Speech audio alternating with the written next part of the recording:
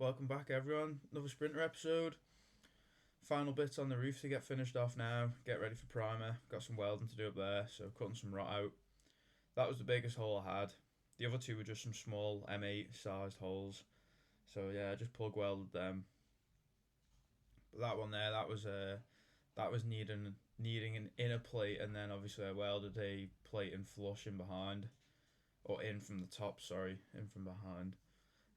So yeah, that's just what I did with that. I just used the panel I cut out the sliding door to cut my templates from. So same thickness metal that was used on the van is going back in as my plates. So yeah, that's always good. So yeah, just using the cat to cut them sections out that I want. Again, that inner plate, it was right next to a roof brace, so I had to make it a bit offset, if that makes sense. It wasn't fully square, but again, it's all covered anyway, so it doesn't really matter. Um, Again, I'm not fantastic at this side of things because again, it's not something I do for my 8 hour day, if you like. It's just something that I know how to get by in. Like, I can do this stuff. It's just not something I do. It's not something I have to do every day. So yeah, I'm not the fastest at it, shall we say? But yeah, we get it done, and that's the main thing. Like you say, that was the worst rot hole up there. Is that big square I've cut out. Again, I'm just drilling four M8 holes. I know they're M6 holes actually. 6 mil holes for me to plug weld the inner plate to. So just cleaning that metal up now, so I've got a good bite to weld. Again, I didn't bother POV in any of the actual welding because I didn't want to damage the camera or anything. Obviously, all the flashes from the welder aren't good for the lens or any of the molten metal flying about. Don't want that destroying a camera. So yeah, I just chose not to film any of that. But yeah, we've got before and afters, so that's what matters. So that's me just marking up and cutting the top side plate now. So that's going to sit in that hole in there and sit flush to the outer skin. So yeah, obviously I need to weld the inner one in because if I put the top one in, it's just going to fall straight through and hit the floor. So that's why I need to weld the inner one in. So the outer's got something to basically, you know, push against as well. So it makes it stronger too. But yeah, that was pretty bad, that section up there. It was pretty bad for what that section is. It's not a massive section of roof, but yeah, it was pretty scabby and it's pretty rusty. But yeah, we get all that cleaned up anyway. Get that mint. Yeah, you can see there them two other holes. I just plug weld them. Yeah, and I just cut some offcuts, two little square offcuts off that window template I cut out the sliding door, and then just plug weld them from the top but underneath. And that was a sliding door repair I had to do. That wasn't the most fun repair to do, I must admit. Especially when you don't do that stuff every day. I know enough to get by, but I wouldn't say I'm competent at it at all. Definitely not. But yeah, I know enough to get by and enough to get my van done. But yeah, it's not something I spend a lot of my time doing at work.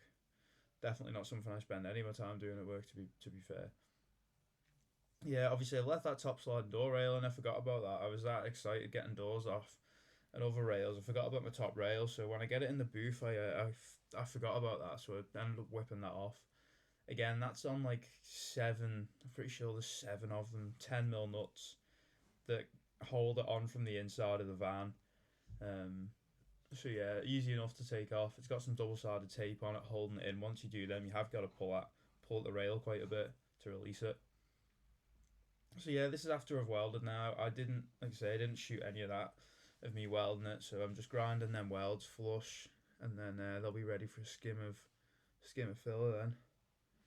Yeah, there's that plate in now, so that's all welded up nice. Again, I was just doing that as not slowly as I could, but welding it, blowing it, cooling it, trying not to warp the metal or anything too mad. I did warp it a little bit, but you're always gonna have something. You're welding right in the middle of a panel, and it's thin metal, so you're as careful as you be, you're always gonna have something.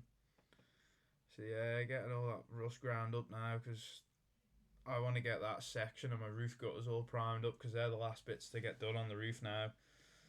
I end up having to bare metal the roof gutters though because they were so bad. Just a lot of the spider legging and stuff going on in there. Just yeah, it's just all the way down the channels. So yeah, just get them all keyed up as well. Get any of that rust taken out, any of that paint taken off. See if we can find any more rust.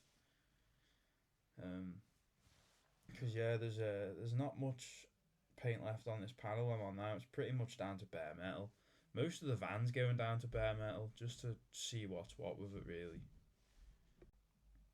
Yeah, it just makes sense as well. It's my van. I might as well take it all the way back. I know where I stand then. Yeah, as well, if people wonder why I probably sound so miserable when I'm recording these, it's because it's so late at night and I'm just so tired at the minute. It's hard to sound dead energetic about anything. Um, so yeah, if people wondering why I sound like a bit of a mong, it's just because I'm so drained and tired when I'm getting around to doing the voiceovers for some of these. So yeah, sorry about that if I do sound half asleep. Don't sound the most exciting to be listening to, just rabbiting on about stuff half asleep. But yeah, I'll try and get some of them done at more of a sensible time, so it sound like I know what I'm talking about again. But yeah, I can't wait to get this shell fully primed, and then we're game on. Then we're game on. We're not far from paint now, really. We're really not. When I'm doing the voiceover over this, I'm a lot further on than I actually am while this is being watched by you guys. So that'd be good for people to see. Definitely how far further on we're getting is definitely good to see. Get our passenger side all smashed out soon, and then yeah, if we're away, then that'll be the difference when we get that passenger side all done. It'll really start coming to dead fast. Um, that's what makes a difference. Once you get that shell at a certain stage, it just all starts flying together. It's just at the minute, while I've got like dribs and drabs of getting certain bits primed and certain bits aren't primed, this is what's kind of slowing it down. Obviously, I've still got a lot of repairs to do. That's what I'm doing now, just putting a skim over that patch that I welded in. Again, because that metal wasn't completely level, so that would just look awful if I had a prime straight over that. So yeah, that's why I've got to skim it. Um, Make sure it's all nice. Get it as level as I can. Again, that's like a fiber. It's like a fiberglass with like Kevlar in it. It's really strong. It doesn't go as brittle as fiberglass. It's really good that for going over welds and stuff. A lot better than just putting normal traditional body filler in. So yeah, that's definitely recommended for over any welding you've been doing. So yeah, onto these roof gutters now. Again, this is horrible work because it's all done by hand. You can't get anything in there. So again, this is what no one likes doing. No one likes hand sanding because it's just hard going on your fingers and on your hands. It's not pleasant and it's just not enjoyable. Again, it's all part of it though. It's all part of prepping it for paint. You got to do it, but when what's not enjoyable for me here is I'm having to sand paint back to bare metal, and for anyone that's ever done that, they know how long it takes for you to go through the layers of paint, primer, and etch primer to get it down to bare metal. So it's not like I'm just rubbing at that for 30 seconds and it's down to bare metal. I'm rubbing at that for a long time, just to get it back to where I wanted to clean the rust out.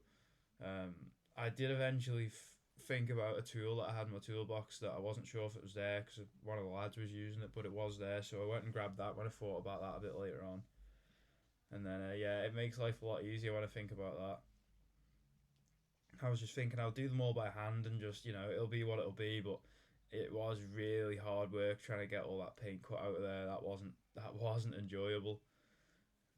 So yeah, I was filming this over a Saturday, so this was on Saturday morning or Saturday lunchtime, probably this now, where I've gone in and cracked on.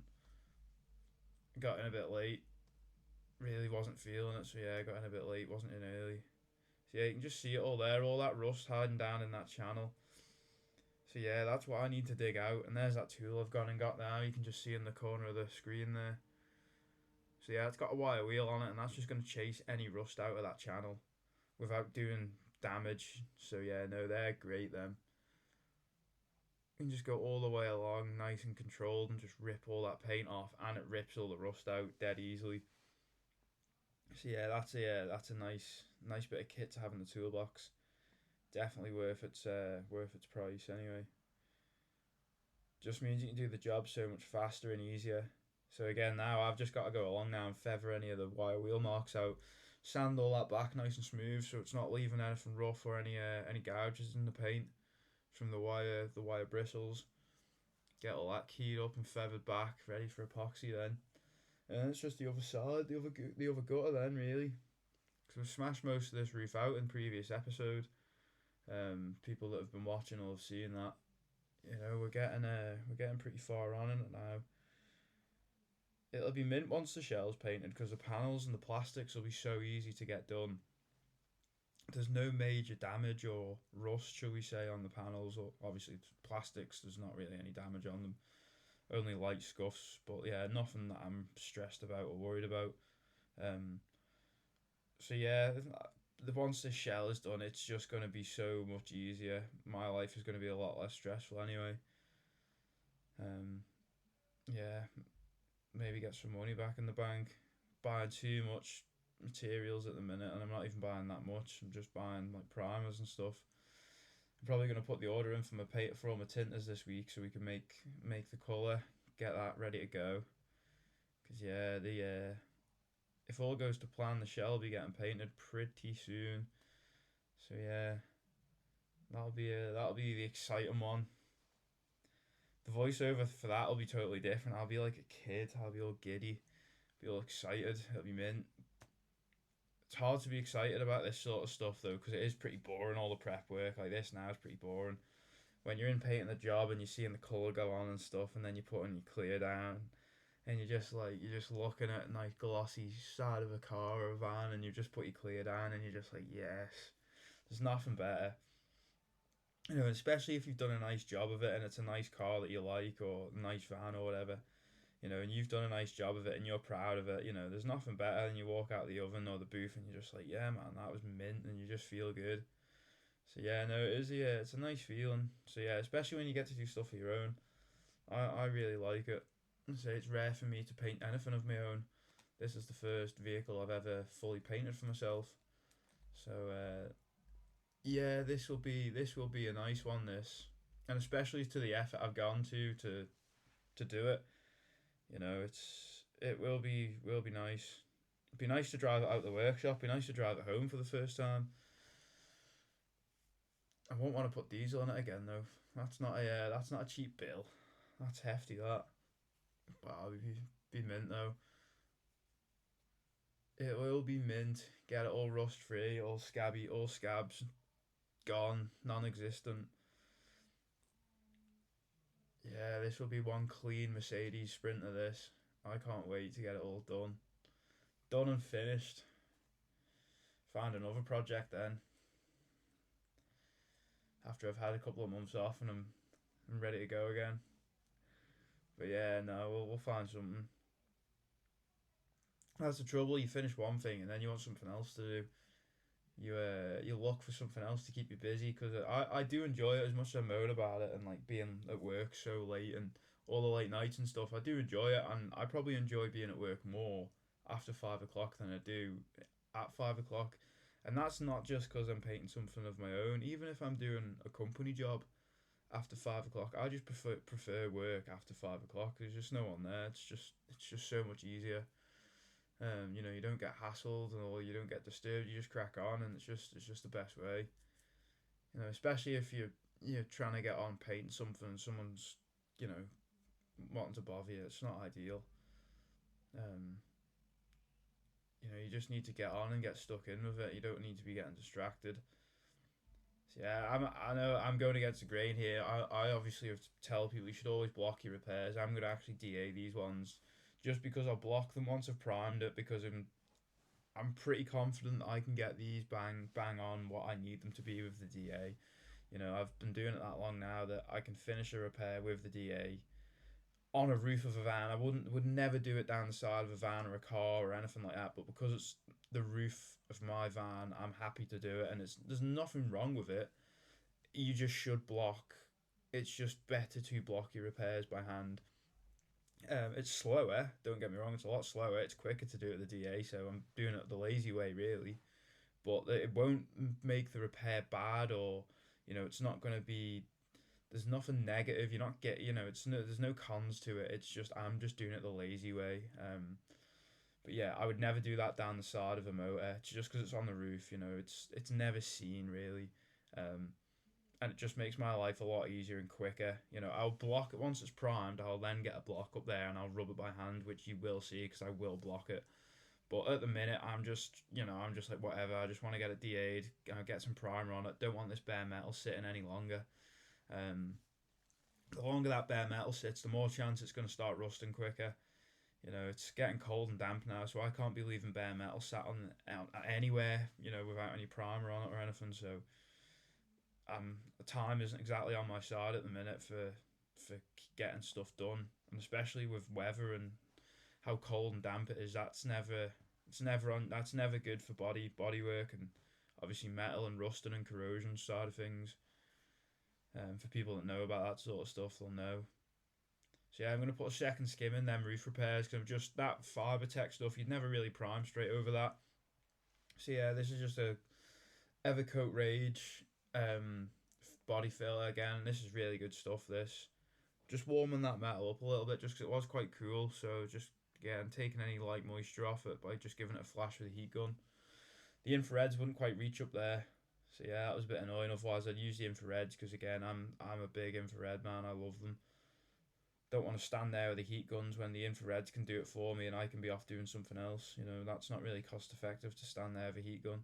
Even though I'm not getting paid to do this because it's my van, it's just not cost effective. I'm trying to maximize my efficiency, my efficiency with what time I've got. Don't want to be stood there with a heat gun trying to get filler to go off when I've got the infrareds. But yeah, unfortunately, I have to do that just to get it to skin off because I want to get rubbing then. So yeah, I did have to do that the non-profitable way, shall we say.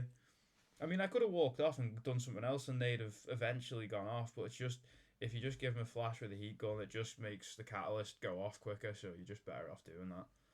Especially if you want to get on and rub your repairs anyway, which I wanted to. I didn't want to be hanging around. I wanted to get on. I had plenty to do this weekend, and with getting in late, that never helps. But it's hard when you're working so late, trying to get up early for crack of dawn, get motivated to go in. Especially when it's cold in the morning, don't want to get out of bed. So yeah, unfortunately we're got to get it done so then we can have some nice time off and chill out. It'll all be worth it when she's painted. So yeah, we're just gonna finish them filler repairs in 320. Yeah, everything is finished for 320. 320 sand grit for this epoxy primer that I'm using. And even if I was using the Octral, I will still be finishing 320 grit.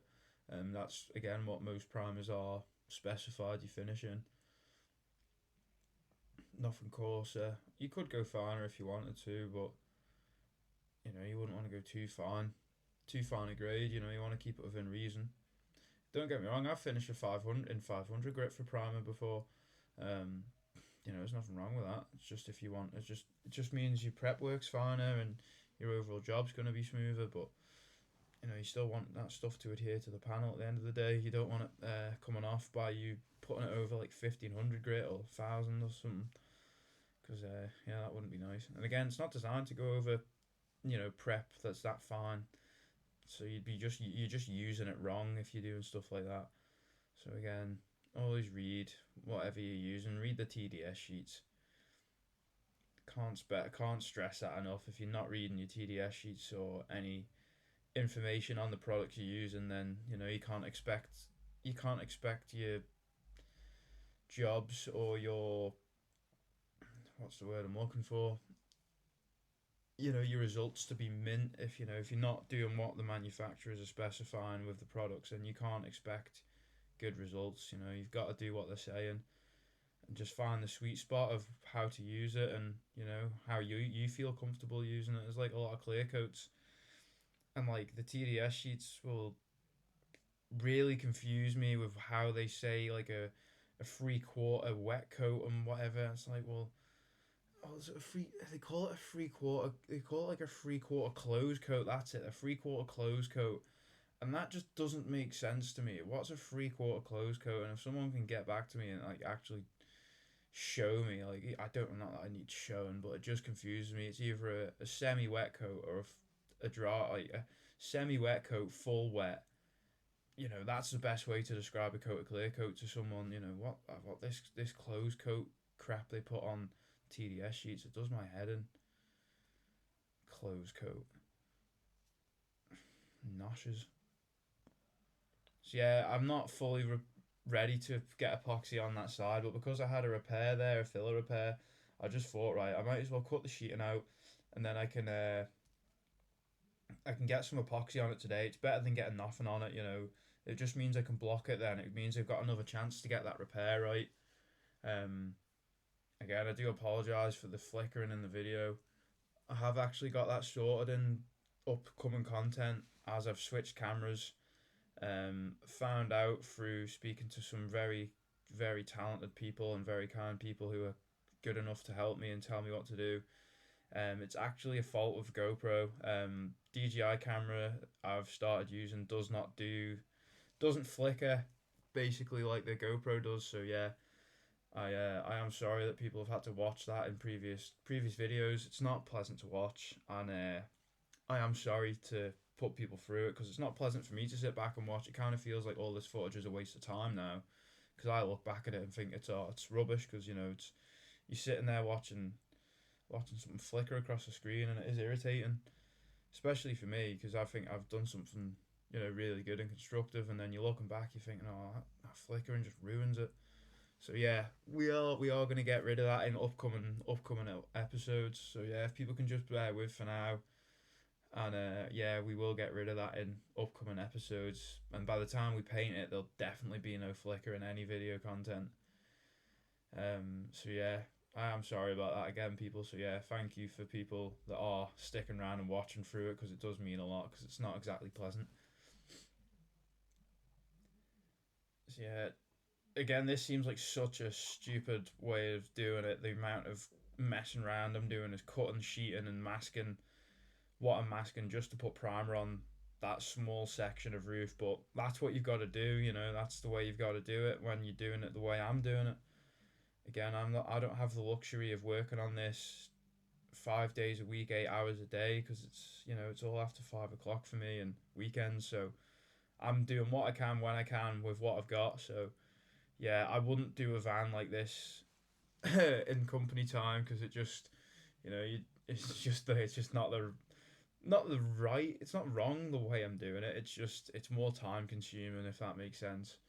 You know, I'm still gonna have a mint result. It's just the way I'm doing it's kind of slower because yeah, I basically set myself goals on a weekend where I don't go home until something's got primer on it.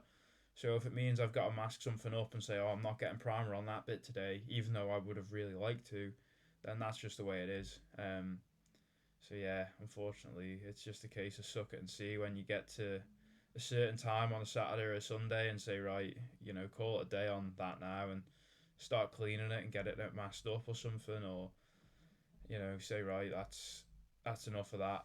Just so you can keep it realistic again, because I don't want any bare metal sitting again. Because again, to try and do stuff like this after work, after 5 o'clock, you know, you'd be there till 10, 11 at night to do what I'm doing in this shot that people are seeing now. So this is filmed over a Saturday and a Sunday. So where I'm up to now in the video, this is actually on a Sunday afternoon. So yeah, it was getting quite late. So yeah, it's like you say, it's taken most of the weekend to do.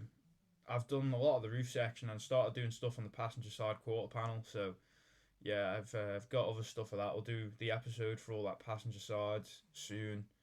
Just thought I'd get this roof episode finished off, and then that's the roof done. Then we're away from that now, and then we're home stretch. Again, I can't wait to get the van flattened down and get it primed fully black. That'll look good. Just putting a regulator back on the Segola. I'm robbing Peter to pay Paul at the minute with air regulators. Some of them work and some of them don't work. So the one on my base coat gun always works. I make sure that's always mint because that's the one that sprays colour. So yeah, that has to be right. Otherwise, colours won't be going on right, and jobs are going to look awful. So yeah, you've always got to make sure your base coat gun air is spraying right, and your base coat gun is just spraying right in general. You know, you need your colours to be going down nice, your metallics and your pearls and stuff. Don't want no patchiness. So yeah, getting a nice coat in them channels, over them repairs, over any of that metal. Again, it seems like such a small bit of spraying that I'm doing, and it is. It's nothing mental. It's just that section of roof and the two gutters I'm getting done. So yeah, I didn't achieve a massive amount in the weekend that I did this, but it's better than achieving nothing. Some weekends I feel like I get like a week's worth of work done, and then some weekends I feel like I do, half a day, and I've been in for like 9 hours each day over the Saturday and the Sunday.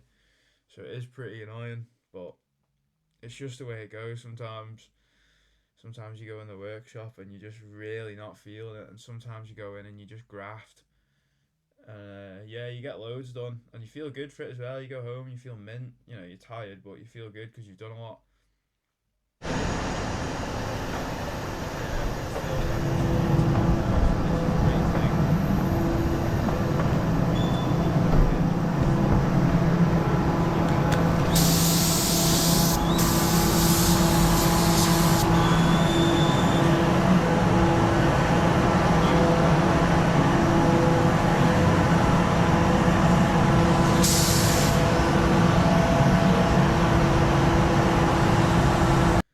So that's one thing I did. I kind of expected it, but yeah, I didn't expect it to be this bad. But with a company like GoPro, you'd expect them to have that sorted out.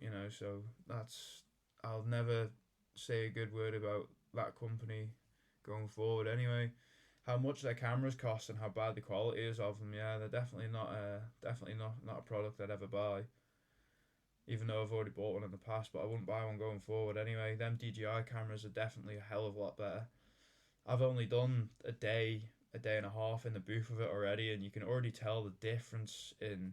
Say, there's no flicker and there's just no light flicker, and it's astounding to me how much better it is. But it's also really frustrating because if I'd have known that at the start, we wouldn't be here now with all this horrible flickering and all this video. So what you see me wipe up there, the cup on the gun, it just dripped a big blob of epoxy down, and I just wanted to like try and dab the worst of it up with my finger. Didn't want to leave that there because it was quite a big blob, so that's why I was just touching the panel there. I wouldn't advise doing that because yeah, it'll be very fresh. But I didn't want a big blob just staying there. Even though I'm going to sand it, I just didn't want a big like high blob of primer sticking out. So again, just getting some primer on that repair because I can block that and then prime it again when I prime that side. Just gives me another chance to get that repair mint, which I'm confident it is anyway. It just gives you that bit more time to make sure you're good. Again, getting plenty of product on there because I'm going to be rubbing at that quite not aggressively, but yeah, we're getting it all cut back with 320 for the octral stuff next, and then yeah, then it'll be onto some fine prep work. Cool thing about that octral rapid surfacer is they've got like a self guiding like system going on with it. So most traditional primers they dry like matte. You put them on and they dry matte. But this octral one, it dries with like a gloss and a shine to it. So like when you rub it, it obviously goes matte. So it's got like a self guide, and it's really good. I really rate it. It's fantastic, and how fast it goes off.